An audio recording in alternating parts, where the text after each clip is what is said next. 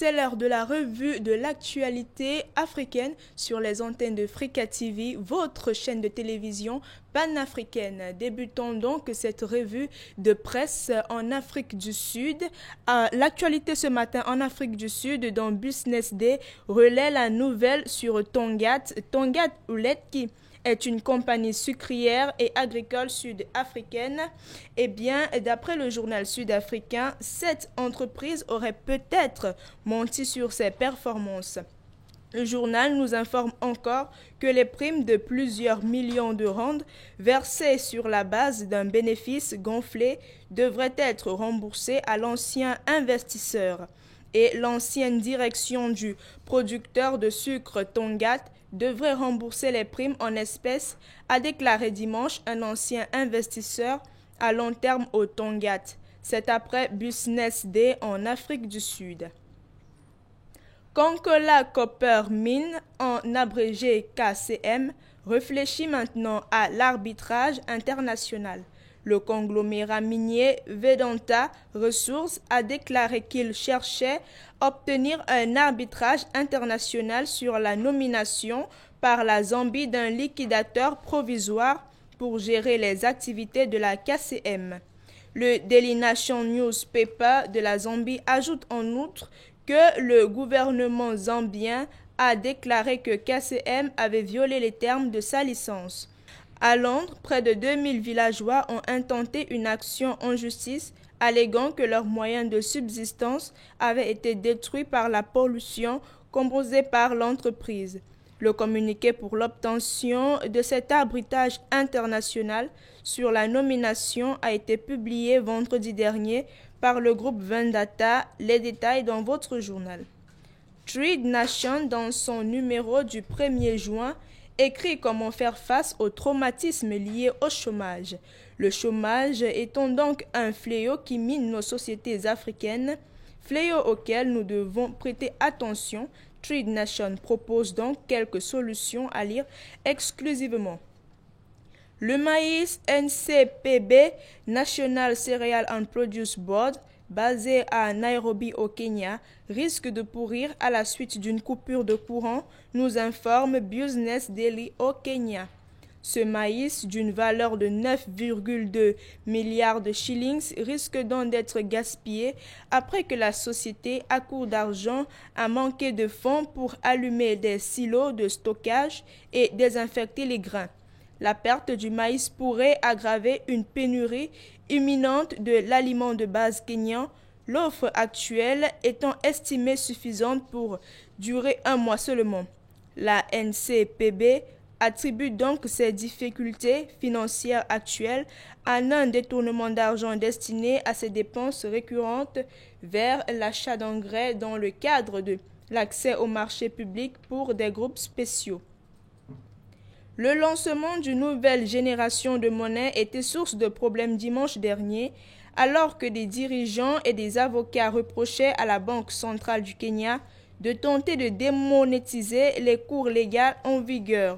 Selon Daily Nation, toujours au Kenya, le gouverneur de la CBK, Central Bank of Kenya, Patrick Njoroge, a annoncé dans un avis publié vendredi dernier que 1000 billets actuellement en circulation seraient rendus inutilisables d'ici octobre prochain. Donc, les Kenyans ont jusqu'au 31 octobre 2019 pour écarter le changement actuel exprimé en milieu des shillings à la suite du lancement des billets de la nouvelle génération par Uhuru Kenyatta lors des célébrations du 56e Madaraka Day à Narok le 1er juin dernier. 2 personnes trouvent la mort sur place, tandis qu'une autre a succombé à des blessures alors qu'elles étaient admises à l'hôpital central de Mpilo, écrit Chronicle Zimbabwe. Cet accident a été matérialisé après qu'un Toyota Wish piraté a fait dévier les passagers de la route et les a fait heurter un arbre près de Lupane. D'après le surintendant principal, Edgar Dallarayo, commandant de police du district de Lupane, les enquêtes préliminaires montrent que le conducteur roulait à une vitesse excessive lorsque l'accident s'est produit au point d'ancrage de 152 km entre Lupane et Kemao, le long de la route Bulawayo-Victoria Falls. Islam Info en Côte d'Ivoire, quant à lui, parle Eid el-Fitr 2019 qui s'achève le 4 juin prochain en élaborant les étapes de la fête du Ramadan et dit comment donner la zakat el-Fitr, qui est l'aumône de la rupture du jeûne, qui est une pratique recommandable.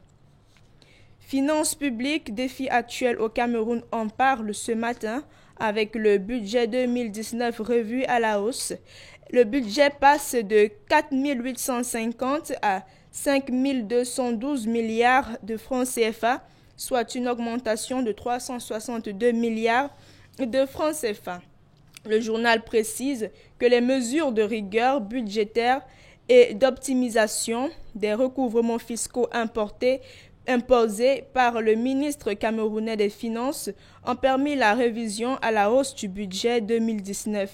Malgré cette augmentation, plusieurs ministères subissent des coupures dans leurs dépenses non essentielles. Voici donc comment sont repartis ces 361,5 milliards de francs CFA. Il s'agit de 121,5 milliards de recettes propres, donc 56 milliards de francs CFA de recettes pétrolières et 24,5 milliards de francs CFA de recettes fiscales, 240 milliards de francs CFA d'emprunts, dont 188 milliards de francs CFA d'emprunts extérieurs.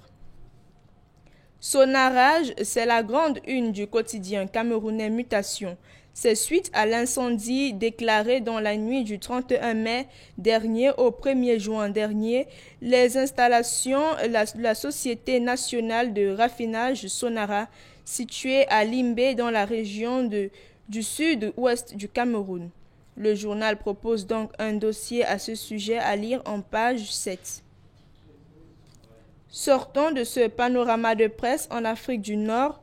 Du côté de l'Algérie, El Watan, le quotidien indépendant, rapporte à sa une l'information selon laquelle la présidentielle du 4 juillet prochain, annulée sous la pression populaire. Place donc aux vraies populations pour le journal. Ne manquez pas de lire le dossier réservé en page 3. C'est bel et bien la fin de cette édition de la revue de presse sur Frika TV. Nous vous remercions, chers téléspectateurs, pour toute votre attention et prochainement pour une nouvelle édition.